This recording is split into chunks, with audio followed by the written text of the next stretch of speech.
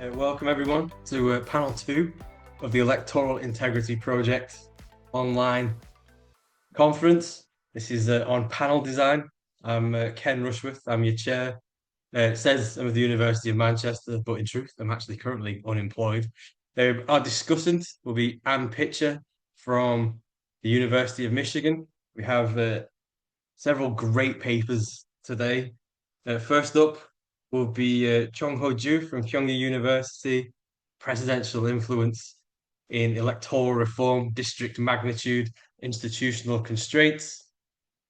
Following their paper is Michael Wahman from the University of Texas, Paternalism versus Descriptive Representation, Place-Based Representation, the Curious Case of African Candidate Eligibility Criteria. Got through that one. Then we have Bernard Tamas from Valdosta State University. Can electoral bias lead to executive aggrandizement? Following that, I think we have Cassandra Emmons today from the IFES, Snap Elections on the Rise, Implications for Governance and Democracy. And then we are rounding out the panel with Antonetta Lovejoy, Hamandisha's Managed Contestation and the Political Economy of Reduced Electoral Competition in African Dominant Party Systems. Sounds absolutely brilliant. And I think without further ado, I'd like to hand over to Cheong Hoju to present the first paper. Oh, thank you. Take it So, away. hi. Yeah, I'm Hoju Cheong at Kyonggi University, and yeah, I like your pronunciation, Cheongju. Yeah, that's correct name.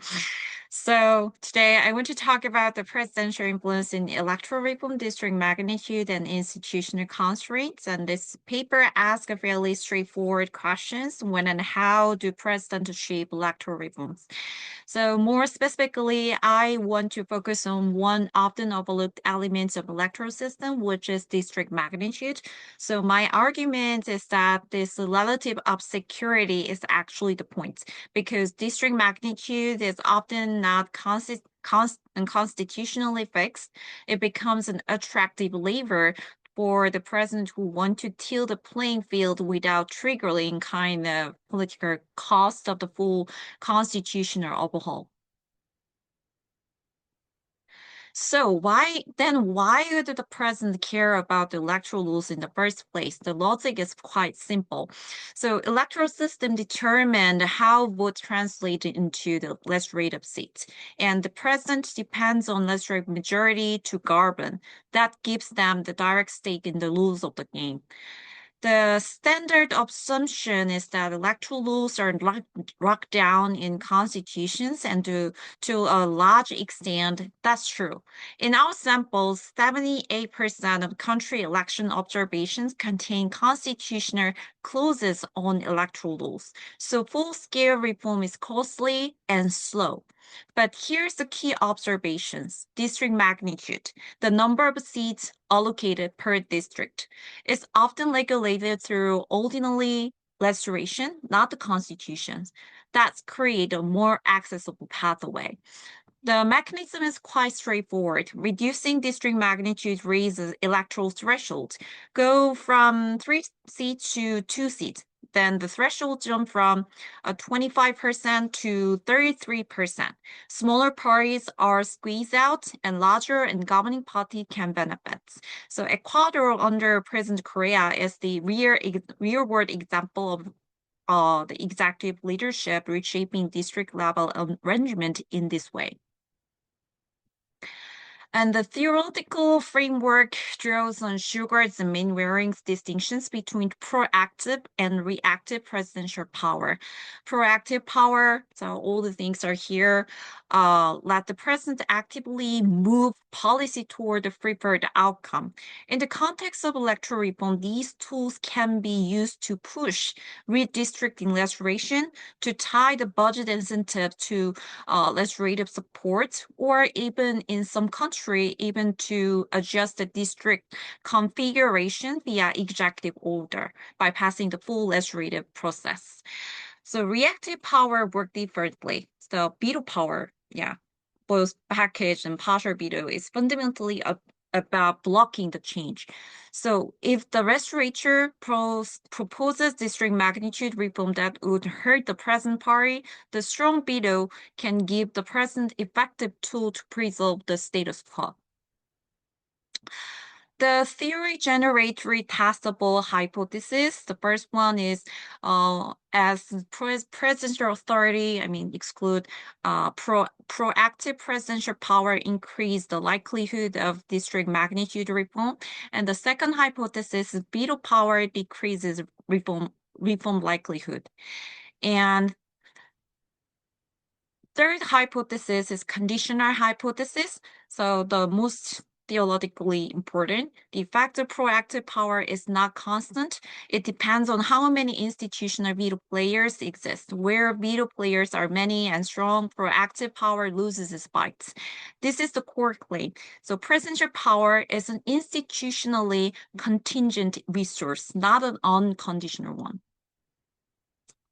So to test these hypotheses, I used a data set of 57 presidential and semi-presidential democracies. I include the semi-presidential system because the core variables, presidential power and institutional constraints, vary meaningfully across them. The unit of analysis is country election, giving us 398 observations. The dependent variable is a binary indicator of whether district magnitude changes between consecutive elections, which is constructed from the changes in average district magnitude using Borman and Gold's DES data set. For the presidential power, I use Hikin and Stoll's index, which follows the Sugarton Carey scheme. I separately code the veto power, the package and partial veto score the 0 to 8 from all other power, which runs 0 to 19. So institutional constraints come from the checks variables in DPI dataset. So in non-competitive competitive system, it's coded as just 1, but in democracy, it increases with each additional actor that can independently block the policy change. And the estimation strategy is logistic regression with standard errors clustered by country. So let me walk through the main results. So model 1 is the baseline specification. And as you can see here, proactive presidential power comes in positive and statistically significant. And veto power is negative, but significance at the 10% level. It's a kind of sensitive to controls, but however, the direction is constant across the models. So what gives me the confidence in these results is their robustness. As I add the checks variable in model 2 and then lag district magnitude in model 3, both key coefficients remain stable in direction and magnitude. Proactive power does attenuate slightly, which is actually consistent with the theory, since the part of its effects operate through the institutional environment we are now controlling for. The checks variable itself is strongly negative and significant, which confirms the institutional constraint independently reduce the likelihood of reform beyond whatever presidential power does. So Hypothesis 1 and Hypothesis 2 both find supports proactive power facilitate reform, veto power suppresses it. And to make these coefficients more intuitive, I computed predicted probability from model 3. So on the left, veto power, as veto power increased from 0 to 5. So as you can see here, probability of reform falls from about 10% to 3%. So 7% drop. And on the right, proactive power, as proactive power increased from its minimum to its maximum, reform probability climbs from 3% to 12%, so 9% point rise. And these are substantively meaningful effects, like especially given that presidential power moves the needle in both directions.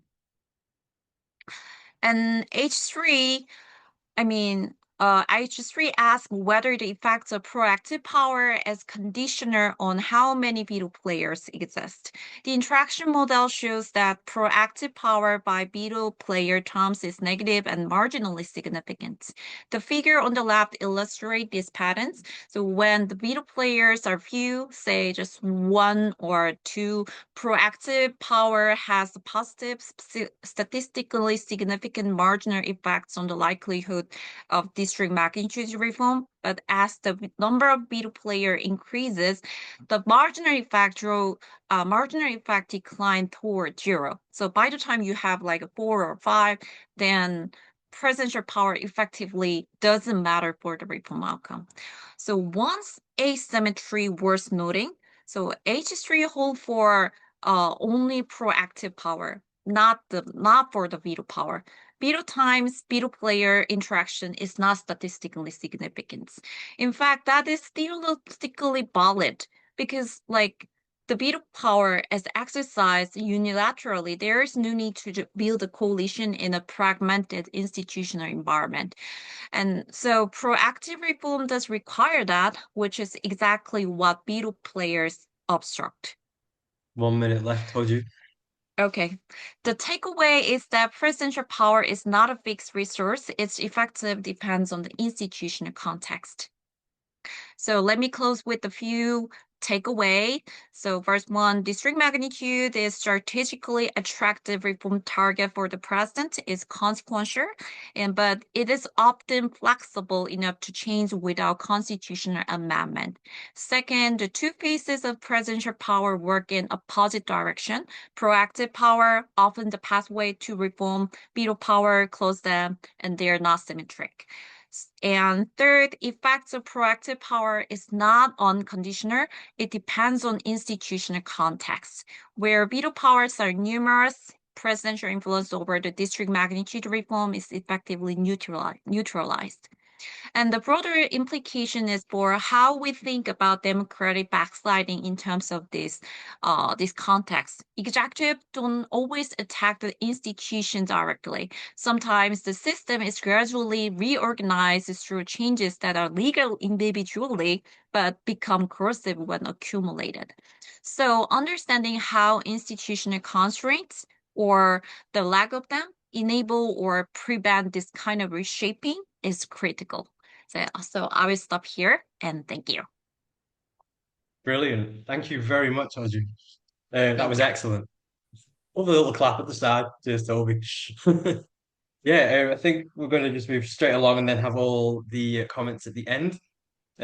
So if you'd like to stop sharing your screen, thank you. And then next up we have Michael Wahman from the University of Texas. Would you like to take it away, Michael? Yeah, thanks, Ken, and thanks to the EIP project for having us, and for Anne and Ken for engaging with our work.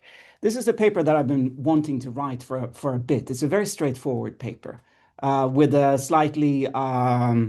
the slightly pretentious title: Local Paternalism versus Descriptive Representation, Place-Based Representation, and African Candidate Eligibility Criteria.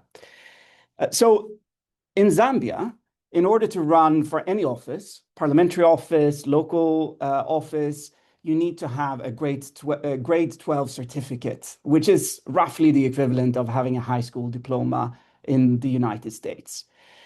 To me, this has been an issue that has been on my mind for a long time. It seems like this idea of having specific set criteria to run for office, a certain level of education, flies completely in contrast to most of the theories we have of representative democracy. And practically, it matters a lot.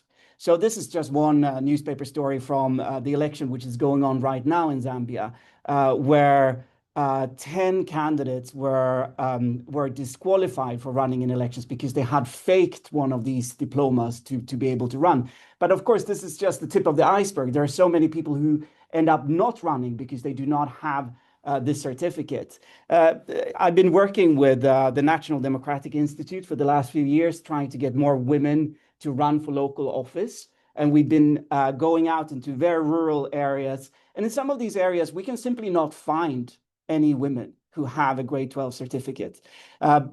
Some of these educational data are a little bit hard to come by, but at least if we go by Afrobarometer, which is a nationally representative sample, only about 25% of Zambians actually hold these degrees. So that means that 75% of Zambians cannot run for office, which seems to be outrageous from a democratic perspective. But the thing that has really surprised me is that you see stories like the one that I just showed about people being disqualified from running, but very rarely in those stories is it actually questioned, why do we have this requirement in the first place? Is this actually something that is combinable with representative democracy? And Zambia is not alone. So one of the things that I did in this paper was that I wanted to do an inventory of African constitutions to see, do we have similar requirements elsewhere? I know from my own work in Malawi that, for instance, the Electoral Law Commission had recommended a similar kind of provision for the Malawian constitution. There are several African countries that de facto have educational requirements, because if you want to run for parliament, you need to know a colonial language, whether that is English or French, which means that many people who are educated in comprehensive state schools will not have had much exposure to these colonial languages. So countries like Benin, Gambia, Malawi, Sierra Leone, Togo, in all of these countries, you need to have this kind of language skills in order to run. But some countries, including Comoros, Nigeria, Uganda, Zambia, you also have to have formal education in order to run. Kenya is an example I put in brackets here. Kenya had a provision in its constitution which actually required a university degree to run for parliament, but that was later found unconstitutional by the constitutional courts. So this is not only a Zambian thing. This is something that is an important issue throughout the continent. Interestingly, if you look at most of the countries who have these kind of requirements, most of them are plurality systems, SMD electoral systems, where you elect one person from each constituency. And I do not think that that's is completely by chance, which I will talk a bit about in a bit. But the thing that is puzzling is, why isn't there much more public opposition to a requirement which basically means that 70% of the population cannot run for office? So I wanted to do two very easy things with this paper. The first one is just descriptively, because I've never seen anyone actually poll people what they think about these educational requirements. So I wanted to know, do Zambians support educational restrictions in representation? And secondly, why would Zambians support it? And I'm going to make an argument to say that this could be related to the kind of vision of representation that you have. So in much of the political science literature on representation, we have been concerned with what is referred to as descriptive representation. So this is the idea that people belong to different kinds of social groups, and in order to have effective representation of those social groups, those should be represented within legislative assemblies in roughly in relation to the share of the population. So most of this research has been related to issues related to ethnicity. In American political science, there's a big literature on African Americans, Latinos, and their representation in Congress.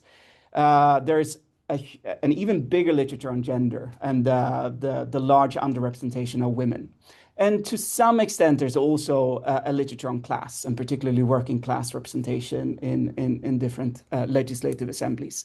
If we look at Africa, it's quite striking that if we look at ethnicity, African parliaments are almost perfectly representative, particularly those that have plurality systems, and that's almost by design.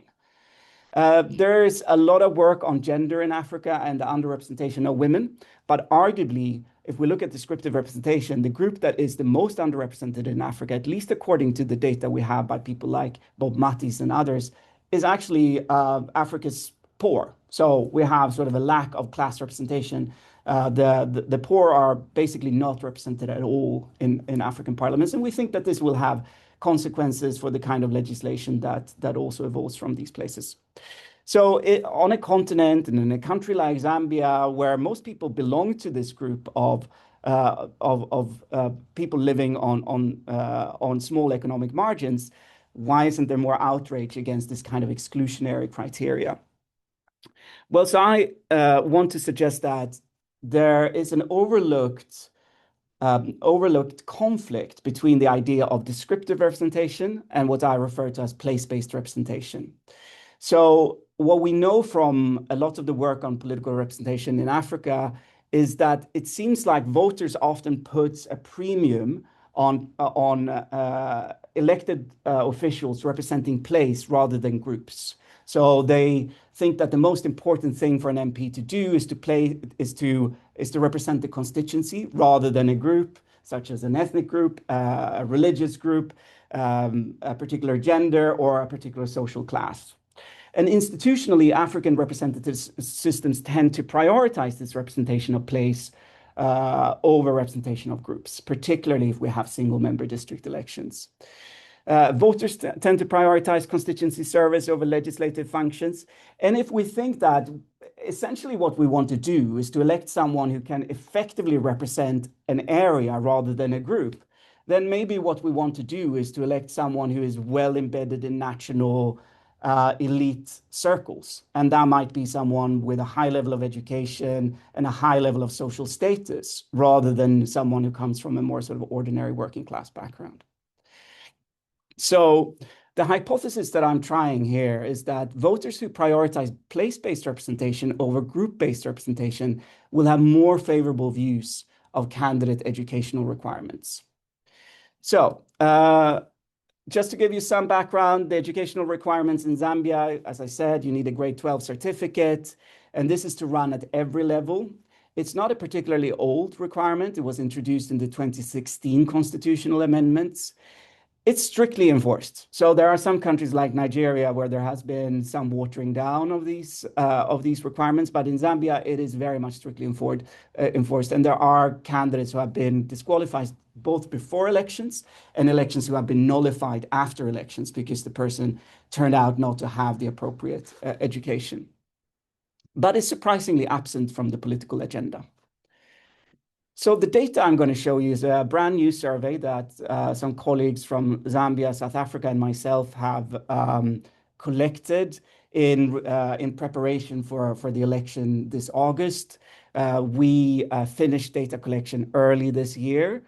It's a telephone survey. Left, Michael. Sorry. Okay, very quickly. Telephone survey using random digit dialing. We have a sample of about 1,500 people. I'm going to show the weighted averages here. So first of all, I wanted to know, do people know about this? Generally, that is the case. The interesting thing is that there's a very high level of support for these educational requirements. And interestingly, this is even among those Zambians who have low levels of education themselves. So those who cannot run themselves because of these requirements. I also wanted to see then, is there a relationship between your vision of representation and your preference for these kind of restrictions? So I had a question of, when you think about the work of the MP in your constituency, which of the following are the most important? That he, she tries to improve the lives of poor Zambians everywhere, or that he, she tries to improve the lives of people living in your constituency? And what we found was that Zambians tend to prioritize this kind of place-based representation.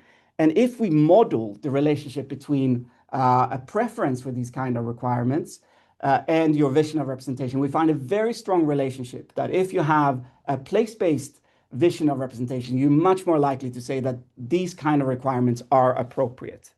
So given that I'm out of time, I'm going to end there, and I look forward to your questions. Thanks a lot. That was excellent, Michael. Thank you very much. We're going to move swiftly along. I think next we have on my list anyway, Bernard Tamas from the Central European University. All right, great. Thank you. Let's get this on. So this project that Melis and I are working on is also something I had been working on last year as an EIP fellow. So it's actually good that this is the first place where I begin presenting the changes. I've had an earlier measure on it that frankly I thought had some issues with it, and I've since worked on reworking it, developing something different. And so I'm going to try to explain where it is that we're moving on this and what exactly it is that we're trying to do. So the critical point is on electoral bias and democratic backsliding. So let's get us just want to move forward. Um, that All right. So, I mean, a standard starting point on this is, of course, always Liphart's work, and that his framework about the threat of majoritarian systems over consensus democracies, and how the issue at hand, and I obviously am oversimplifying, but the issue at hand is the development of two dominant parties, and those parties moving into a zero-sum conflict. This is creates a situation where they can't compromise, creates a situation where there's higher partisan polarization. There has been a lot of, as time has gone on, I think Liphart's framework has shown, a lot of ability to explain a great deal. But we are looking at this from a different angle. And if we're talking about the electoral systems, often the focus is on, again, the majoritarian versus the consensus, and the concept of the threat being if you go back 50 years, the threat was the parliamentary systems, and now not the parliamentary, I'm sorry, the consensus systems, and now it's more the majoritarian. Now we focus more on the majoritarian systems. What we wanted to do is ask a different question. And the question is, what if there is another way that the electoral systems can become a threat to democracy? And that other way is if the system is heavily biased in favor of one party. There's obviously a long literature on this, going all the way back to the Cube Law, about how in certain systems, one party would wind up, or usually the party with the highest percentage of the votes, would wind up getting a huge boost. We'll refer to it as a bias because it is not something that's equally distributed. The huge boost in the seats that they gain. And what if this is one of the factors that can lead to democratic backsliding? And so, what happens is the basic framework is the idea that if you get a situation where you have a single party that can wind up with majority and especially a supermajority control in the legislature, they put themselves into a position where they can start dismantling democratic guardrails. And that is closely related to the concept of executive aggrandizement, which Melis is very much an expert in. I'm more the electoral systems person in this project. What happens is the entire notion is that the threat, or one possible threat to democracy, is a concentration of power to the head of the government. And that concentration of power makes it possible for the head of government to start dismantling the democratic guardrails. Part of what for this to occur, one of the factors is does this executive have a party that has a majority or supermajority control in the parliament? In other words, doesn't need to compromise with anybody. And also whether they have lockstep support. And so if we look at it from this framework, what happens is that, okay, if you have a situation where a single party winds up getting these boosts, a significant boost, they wind up becoming, that boost creates, based on the way the electoral system's set up, that boost increases the probability of a single party gaining enough power to take these kinds of steps. So it's kind of a probability game. It isn't that every time a major one party gains a lot more seats than it should have based on their percent vote, that they're necessarily going to become a move towards authoritarianism, but it opens that door. Now we're doing That's your this halfway point, Bernard. project looking at it in both qualitative and quantitative approach. I'm going to focus on the quantitative, but just in terms of the case studies, some of the critical cases of those where I'm basing it on the liberal democracy index in VDEM, that's going to be the main dependent variable, of those with the largest declines from 20 to 23, four of those cases we think fit nicely into this framework. Hungary in 2010 had got the Fidesz party got just over 50% of the vote, but wound up with over 67% of the seats, enough to use to change the constitution and start dismantling democracy.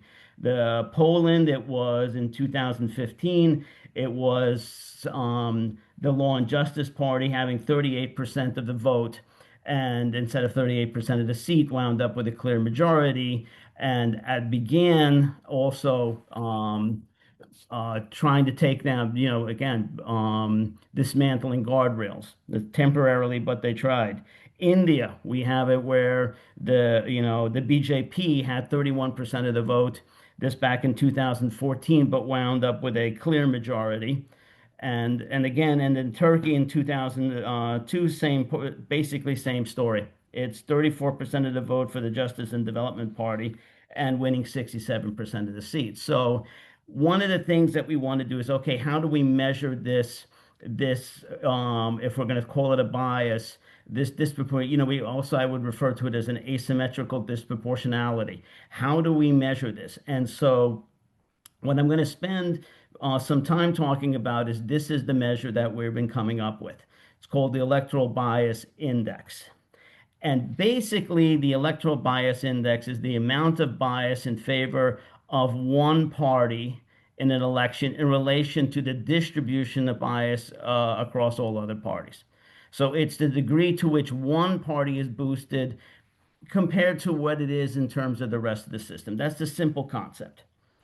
And the logic behind it is that disproportionality is asymmetrical in most systems. Some systems much less so, obviously, in some systems much more so, where what you have are one or two parties that get a much greater boost for in terms of the percent of their vote towards the seats. Obviously, it's the ones more likely with small district magnitude in general, though not specifically. And what happens so what we have is a situation where you have, like I said, we're trying to measure whether or not a single party is gaining a lot more than everybody else.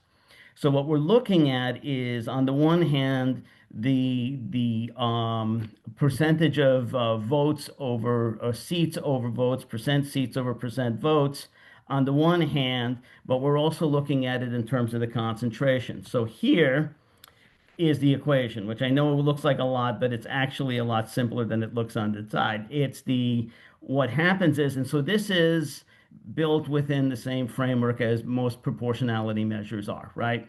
And so on the top, you have well, we'll go into it, but let's just do 5.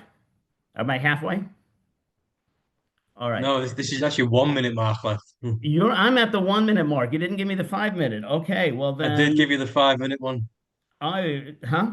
I did. All right. Then I'm going a lot longer on the. Let me move in through this quickly. The top is the distribution of the bias towards the one case. The bottom is this is the bias in favor of the one party.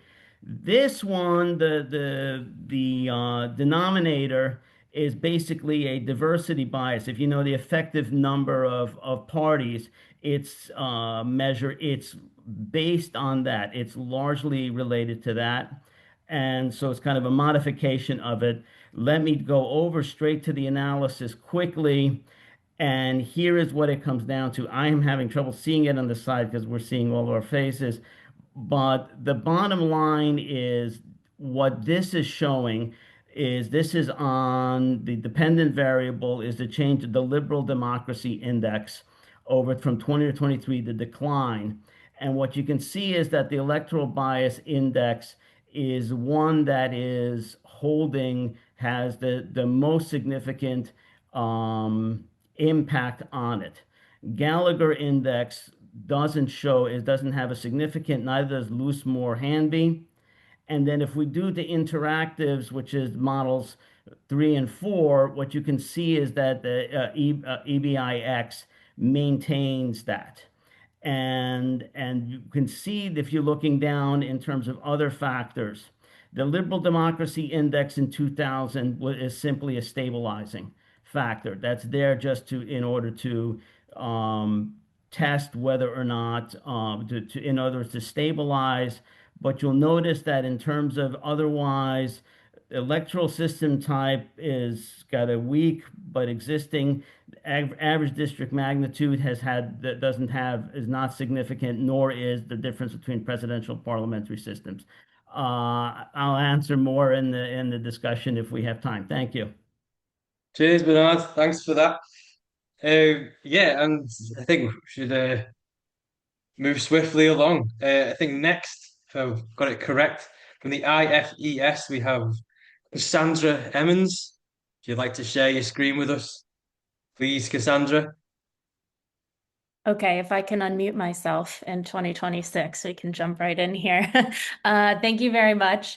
It's a pleasure to be with you all and present this research. I think it was Michael who said that it's something that's been bothering him for a while, and he finally got into his project. And so this is also something that was motivated by an ongoing, just nagging question that I had. So at the International Foundation for Electoral Systems, I manage Election Guide, which is a national database of elections, national level elections. Global database of national level elections, legislative, executive, and referendum. And what my team was noticing is that they felt that trying to capture snap elections was getting harder and harder. It was demanding more of their time. And to be fair, it is always the most challenging bit of election guide coverage is to catch all of those snap election announcements. We've taken many approaches to doing it. But still, we were having this feeling that we were needing to do it more and we were needing to catch them in places that we hadn't before. And so here are just a couple of headlines. You may be familiar with some of these. These are all just from 2026 so far. We've already had 11 snap elections this year. So this question has really just been in the back of our minds. And finally, we turned to the literature on snap elections to just see what explanations there might be. The first thing we noticed is that it's very small literature, and a lot of new studies that are just in these past couple of years. So other people are having this sort of pop up in their minds as well. But we also found that it tended to focus on parliamentary systems and was largely drawing conclusions from a few prominent countries' experiences, predominantly the United Kingdom and Canada. There's some very recent comparative analysis, but even that only was focusing on certain regions and certain levels of development. But from our monitoring, we knew that that wasn't the full scope of where we've been seeing these snap elections pop up. So we have had that in the back of our mind. We've been continuing to monitor through Election Guide. And at the same time, the big trend, the big global trend everyone is always talking about is democratic backsliding. And so we started to think, do these things have anything in common? Especially, I think it was 2-3 years ago, the VDEM report identified elections as potential pivotal points for democratic U-turns.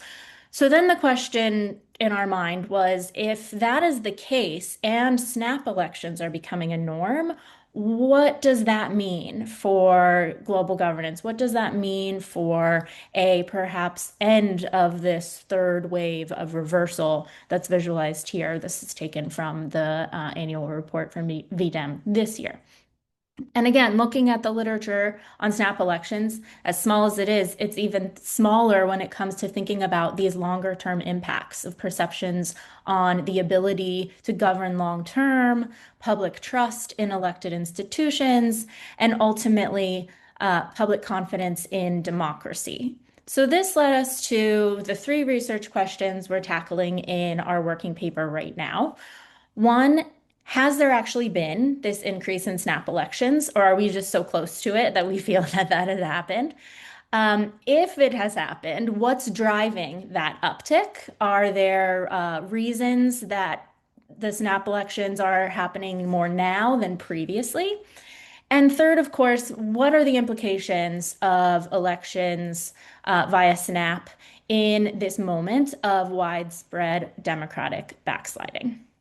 So in order to do that, we dig into our election guide database even further. This is available online, so at electionguide.org. It covers every election from 1998 to the present. We are looking at 2000 through the end of 2025. In total, there were 2,250 first round or general elections. The database captures also multiple rounds and national referendums, as I said, but we're excluding those from our analysis. In total, then, there's 270 snap elections that we're talking about in that 26-year time period. Additionally, to answer the question about causes, my co-author, Luke Stedman, and a few of our other previous interns and team members had gone through news sources and observation reports to manually code the reasons for snap elections over that entire time period. And then, of course, to answer that third question, we're pulling in all of our favorite third-party data from VDEM, from World Bank, and otherwise.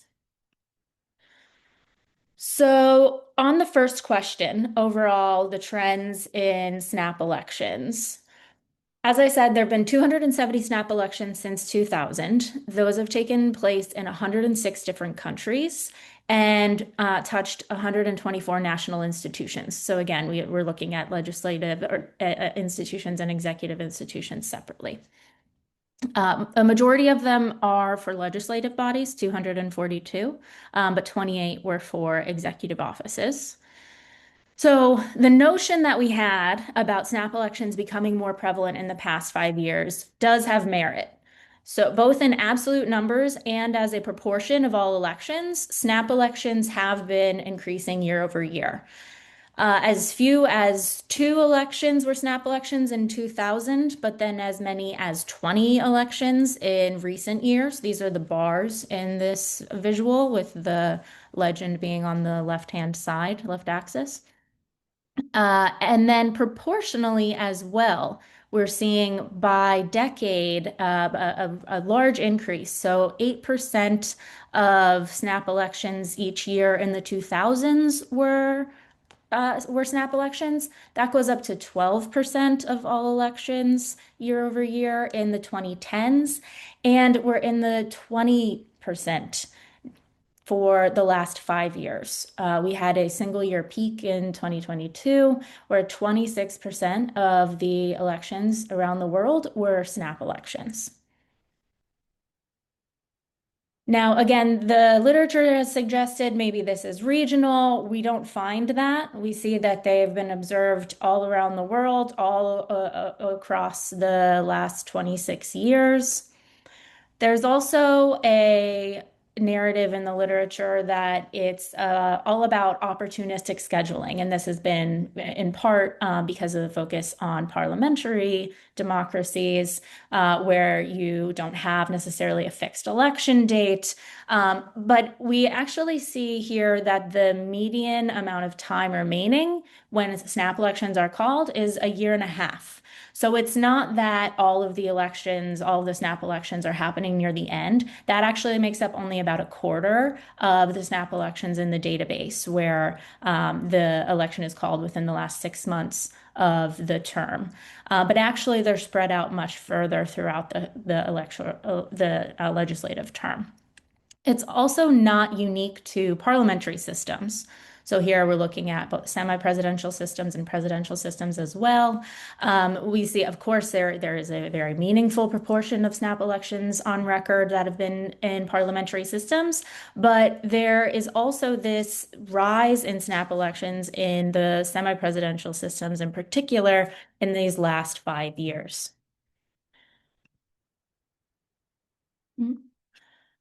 Trying to move us ahead here. Yep. And so then also, given the hypothesis that snap elections are used by savvy democratic leaders in order to secure long-term support or perhaps capitalize on strong economic performance, the literature has also focused on just democratic countries, but we found that there are also spikes more recently in electoral democracies and electoral autocracies having more snap elections. So overall, our answer to question one, yes, snap elections have been on the rise, but it's not just a story of a few of these places where the literature has focused. So now with my remaining, I think, minute, get a little bit into the reasons for snap elections over time. Again, we Spot on. hand-coded. 1 minute left. Yep, we hand coded these to get a sense of have the motivations or the reasons behind snap elections changed in the last 5 years versus the previous 20, and not so much, right? Overall, 39% of all of the snap elections in the last 26 years have been around coalition failures. So this is a collapse of a multi-party government, votes of no confidence, or legislative deadlock. 32% have been due to consolidation attempts, so that intentionally scheduling elections in order to try to take advantage of either positive economic moments or opposition fragmentation. But those have been main causes all across this period. So it's not that the causes have necessarily shifted.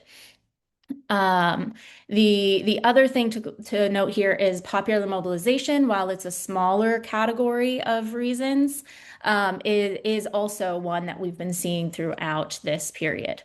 I'm going to skip ahead just to talk a bit about what the consequences of snap elections and the uptake of them has been on good governance and democracy. So here, 57% of all snap elections end up in favor of the ruling party. That's higher for executives than for legislative snap elections. But there's some gray area in there, and I'd be happy to go into that more in the Q&A. The reasons for snap elections vary also if we're talking democratic systems or autocratic systems in ways we might suspect. But the real challenge that we have come across here for democracy and good governance in the long term is this, what we're calling snap spirals, where the likelihood that if you have one snap election, you're going to have a second and potentially a third, fourth, fifth, is very high. So we have these countries, 39 of them, that have fallen into these snap spirals since 2000, where they continue to be governed by at the whims of a snap election. And it's not that the cause is always the same, it can be for different reasons, but they don't get back onto a regular legislative cycle. So this, we think, is a really important question to dig deeper into. And as I said, I'd be happy to go into it more in Q&A. So thank you. Brilliant. Thank you very much, Cassandra. Really interesting, really well displayed as well with all the visualization. Excellent. Move on to our final presentation of the afternoon. Antonetta Lovejoy Hammondisha, if you'd like to share your screen with us. Good morning and good afternoon, everyone. I hope you can see my slide. My name is We can. Antonetta, and I'm presenting from Africa. So before I go further into my presentation, I just wanted to highlight something that drew me to this study. I mean, I think it was a discomfort that I could not personally resolve in my work of election observation and supporting democratic institutions, where, I mean, year in and year out, you see the same pattern. I mean, the same political parties winning, but then you cannot put a link to what is happening. But I also found that the usual language that we use in our election work could not hold that contradiction either. I mean, we call an election free because parties have committed, or we call it flawed because something went wrong. Neither of these told me what I was actually watching, which was competition that looked complete and meant very little. So thank you so much. And I just want to also highlight my my pleasure in having Professor N. I know that your work sits very closely to two of the countries that I have included as my case study, and I'm happy that you have read my work. I'm going to move to the second slide. Colleagues, as you know, there's a well-known description of democracy, that it is a system where, people who are in power can actually lose. That risk of losing is the whole point, and probably it explains why countries or democracies hold elections. And I think it is what turns an election into a real contest and not just a ceremony. And if you take the risk away and you keep the parties and the ballots, then that particular election looks exactly the same. Look at the gap we have here on the screen. In this case, I keep coming back to the most recent election in East Africa, where a candidate was given 98% of the vote, and in another incident, the winner won by 51%. These examples shows that the same kind of system, but they were completely different elections. I want also to highlight that my whole argument in this study is this. I call this a managed electoral contestations, where an election that keeps the shape of a real competition, many political parties, full procedures are followed, and a proper ballot, while quietly removing the one thing that matters, which is the doubt about who will win. I make two simple claims. The first claim is that this weak competition is built on purpose. It is not that the opposition is hopeless. That is not the case, especially according to the countries I studied. And it is not that the opposition is hopeless, is weak, they don't want to participate. It is not the case. But mainly, from what I've seen, it is because the officials and the threats are arranged to thin the field before the voting even begins. My second claim is grounded on foreclosed uncertainty, which reorders the whole electoral game. In the sense that once you remove the doubt, everything afterwards changes. People and citizens, they feel that their vote is pointless, and the opposition is trapped between taking part and walking away. And the real fight moves off the ballot, usually, as we have seen in some of these countries, in Zimbabwe, in Uganda, and in that one other case study from East Africa. People, they will move to the streets, or they can move to the courts, and then the headlines. I'm showing here this string just to demonstrate the point that I'm trying to make in terms of the contestation spectrum. You know, sometimes it helps to think of competition as a dial, not as a switch. Most people count the parties on the ballot and they call that competition. But I think that's the huge mistake. Picture a line.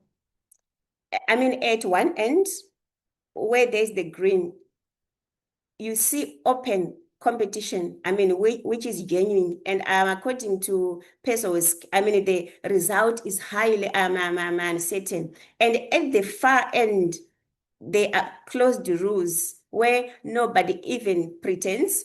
And then if you come back to the middle, where I call managed contestation, uncertainty is foreclosed. And then it's like a black box. You don't even know. And it keeps the look of a competition, but it takes out the doubt. My case round against the middle area, and the worst of them, if you look at the 4 case study, they slides towards the closed end.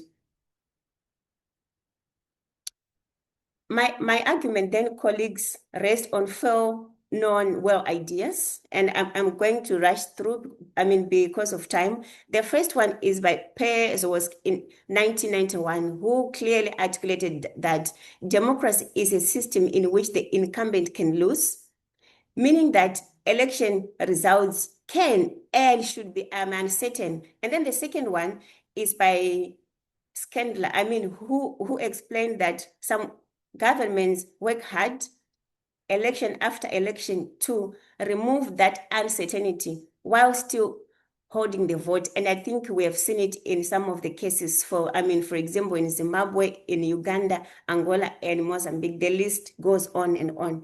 And also Levitsky and Way in 2010, they mentioned that the field can be tilted so far and that the contest is real, but it can be deeply, deeply unfair. And then the last one is by Pieper and Beige, who argued that to judge an election, you have to look at the whole cycle, not just at the polling day. Put together, colleagues, these four angles, I think they drive a very strong message, which is quite simple. Controlling an election really means controlling the uncertainty. And most of that work is done long before anyone can cast their vote. I just want to also highlight one important caution here before I provided the evidence that several of these ruling parties in this country, if you look on the screen, I mean, Zimbabwe, the ZANU-PF, Uganda, the NRM party, Mozambique, Frelimo, and so forth, they were born in independence or liberation struggles. And usually they use that history to claim that they alone have the right to govern. They paint the opposition as traitors, as foreign agents. And I want to be very clear, that is a tactic they use. And I don't think it's a description or explanation I might do accept. And then the narrowing of competition in these countries, the narrowing of competition in this country is done so deliberately through laws, through officials, and it is the method that matters, not the culture. And here, I want to just jump in terms of the method so that I save time. I compare a small number of cases that share the same result with competition inside a multi-party shell, but that reach is by slightly different routes. And I traced that step by step, how, if it was done or how it is done in those countries. And then my evidence is the election laws, the records, who was allowed to stand and who was blocked. I also got some evidence, from the interactions with people, but also from the election observer reports.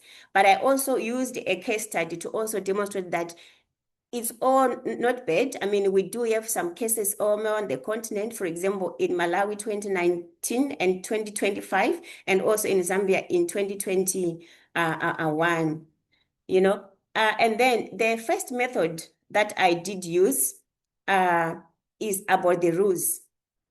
In every case of those countries, reform is announced with great fanfare, but the real control stays within the ruling party. For example, in Uganda, the president appointed the election commission. In Zimbabwe, the electoral commission is hardly trusted. And then in Cameroon, the board that ran the election in 2025 and the council that announced the results are both tied to the government. And in Mozambique, I think the case is they mean the public. And then the second method is the most powerful and the least watched. It is deciding who is even allowed onto the ballot. For example, in Cameroon, a leading challengers party was ruled ineligible to contest, so he was removed by paperwork and not by losing. And in Zimbabwe, the fee to stand, 1 minute which is left, the Antonetta. the nomination fee. Okay, thank you. Which is the nomination fee is quite steep. And then in East Africa, the country I cannot mention now for different reasons. The challenger was removed from the electoral competition, at all.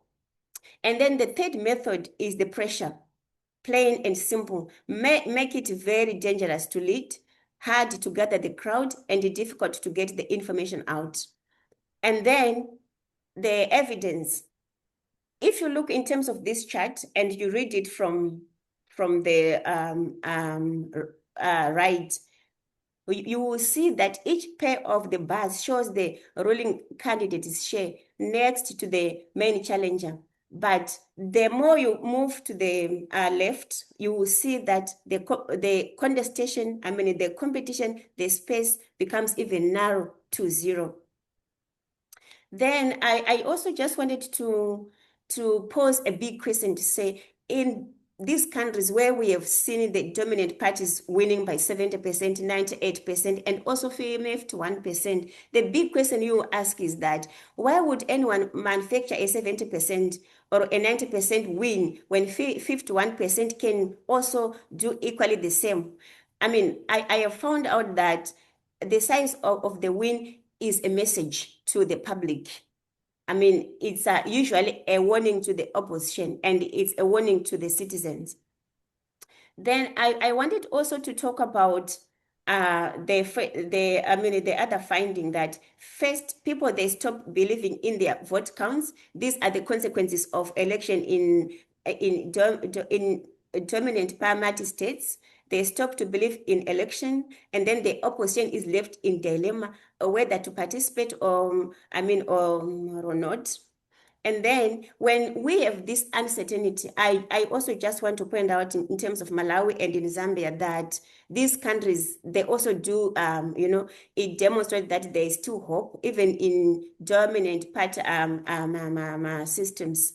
I'm just going to run to the last slide because of time to say, let me leave you. We're going to have to wrap that up in about 20 seconds if you could. Oh, okay, thank you so much. The question which we should all ask ourselves is this, is whether a country holds, the question which we should ask ourselves is not about whether a country is holding election year in, year out, but how much real doubt does the election hold? How much uncertainty does the election hold? Because for practitioners, I think we should be able to judge an election across the whole cycle and start with the simplest question of all, who was actually allowed to run? And for election observers, we should look beyond the election day. I thank you, and I do close, and I wait for any questions or reactions. Thank you so much. Thank you very much, Antonetta. Excellent. I think we should now move on to the discussant section of the conference, which is over to Professor Pitcher. Okay, so I really found these papers very interesting and provocative and exciting to read. Each of them covers what I think is a critical aspect of the electoral process, from the qualifications of candidate selection to strategic decisions regarding the ratio of votes cast to seats gained, district magnitude, and the timing of a snap election. And also, as elections get underway, the last paper examines the many ways in which incumbents try to control, manage, or rig the electoral process in their favor. These themes are quite varied, but I think what all the papers have in common is they stress the ways in which governments and ruling parties can make conscious strategic choices about election rules, about the timing of elections, about how competitive they'll be. And so the depressing conclusion from all of them is that incumbent parties and candidates, especially presidents in particular, have so many institutional, regulatory, and even illegal means by which they can ensure they stay in power and maintain huge majorities and weaken the opposition. And I think we're a lot more sensitive to that in the U.S. In the last few years, because we're seeing all of these approaches at work. But I think it's also useful to recognize, as the paper by Cheong does, that the number and preferences of veto players in a political system can act to reduce election rigging and executive aggrandizement. And whether we're talking about a major institutional constraint, such as federalism or the ability of voters to use protest to enforce accountability, I think there are lots of options for citizens to stem democratic backsliding, and that, work on that aspect of resisting executive aggrandizement. It would be a good complement to the work we're seeing here.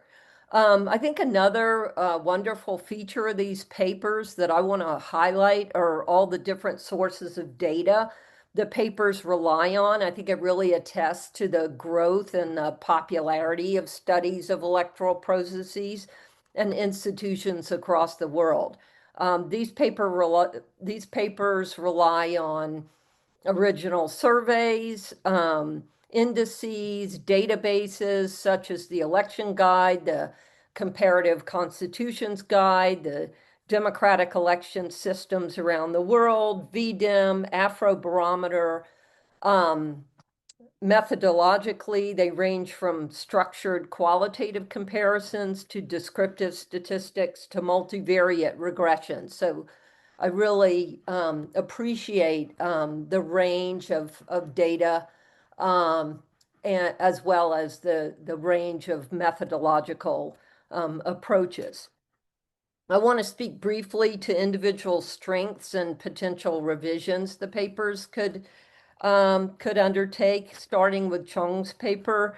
The main focus of the paper is that constraints on altering district magnitude are often not enshrined in constitutions or statutes, and this lack of legal protection makes possible the use of proactive presidential power to change district magnitude. Reducing seats per district tends to benefit incumbents and larger parties.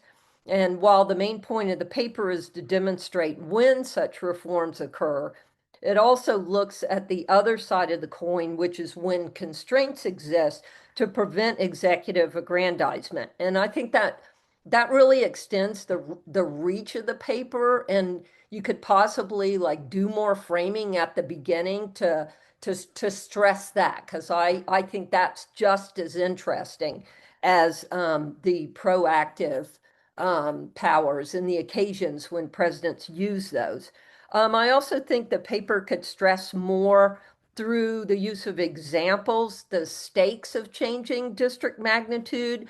Why would you want to, on what occasion would you want to do that? What are the circumstances that ruling parties and incumbents get into that make them? I don't think it's axiomatic that everyone wants to engage in executive aggrandizement. And that, again, has been demonstrated by,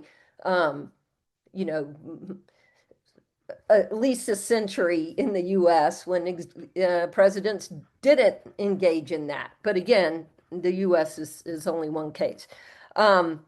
So I think, again, you could maybe flesh that out a little bit to get the reader zeroed in on when presidents do this.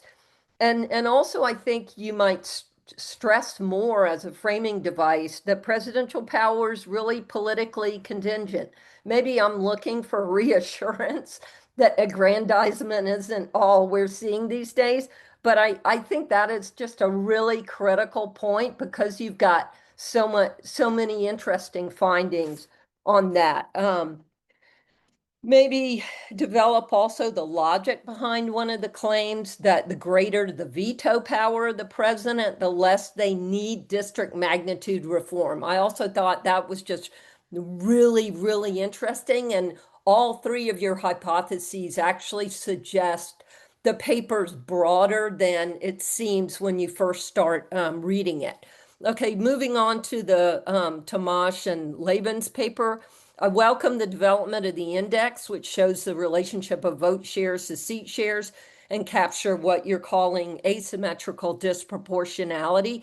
But I needed more convincing that this is a driver of Democratic backsliding than a result. I think there's a missing theoretical link in the paper to the relationship between electoral bias and Democratic backsliding. Also, I thought there might be some reverse causality here that's worth that's worth investigating. And I think the way you could do that is to show that the vote share, seat share relationship is independent of the party that takes advantage of it. In other words, it gets created at some moment in time when competition is greater or lesser, and then much later in time, or at some, at T+1, a party decides to take advantage of this seat share, vote share disproportionality. So I think that has to be kind of cleared up a little bit so that people don't think it's endogenous to Democratic backsliding. Okay, regarding the Emmons and Stedman paper, they recognize that the call of snap elections has doubled since 2021, and now 20% of elections are snap elections. It does a good job of isolating the drivers of snap elections, and one of these is incumbents think they'll benefit from the timing, which is very common in the literature to recognize that. But a really interesting takeaway from the paper is that benefits to incumbents are not always the outcome, particularly in democracies. I'd love to see another paper unpacking a bit more why incumbents sometimes benefit from calling snap elections and sometimes they don't. And obviously in autocracies, what your paper shows is that incumbents benefit whether it's a snap election or not. I thought the focus on snap spirals was really cool. It does suggest that we're dealing with a lot of repeat performers.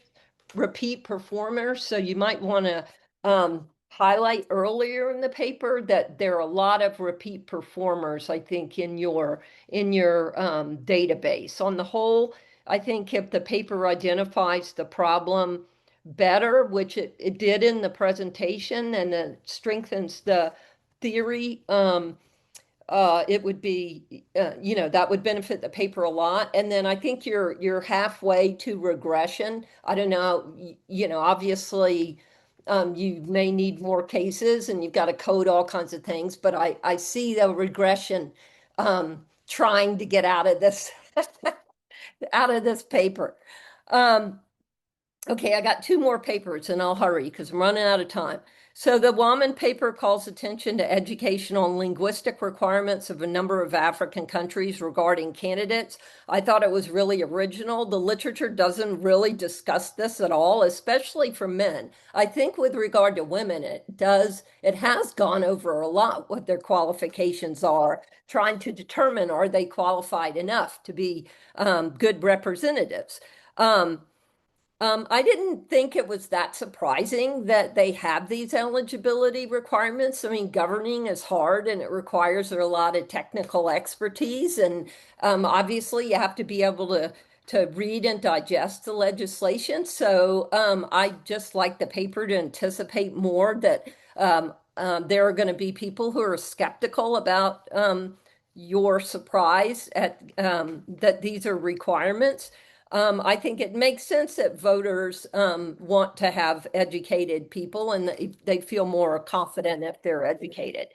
And I'd like to know a bit more about who gets elected when you have these credentials and what do they look like. So the last paper by Hamandishi was really about all the different ways that incumbent dominant parties try to rig the system. I love the structured comparison of 5 dominant party systems in Africa that vary according to region, colonial power, and elections. Very appreciative of the focus on Mozambique and Angola because they always get left out because people can't speak Portuguese. I thought it was really well written. It makes a critical point that the purpose of these different tools of managed contestation is to maintain a veneer of democracy But then they end up tilting the playing field towards the dominant party, which ends up stifling competition. And then the hosting elections is no longer legitimate, and they're, basically get coded as autocracies or electoral autocracies. I think the paper could scale up the argument at the moment. It kind of selects on the dependent variable. So of course you're going to get this outcome. It would be good, I think, to show more variation, to show change over time, to pay more attention, especially to institutions and veto players that would constrain this loss of uncertainty. Okay, that's it for me. And I did go a few minutes over, and I apologize. So we've got like an extra couple of minutes in my version of time anyway. If any of the presenters have like a quick question for Professor Pitcher that they'd like to forward now, otherwise you can just email it if you wish. All the presenters good? Got a nod from two, cool. In that case then, we'll move on to the Q&A section. I've been trying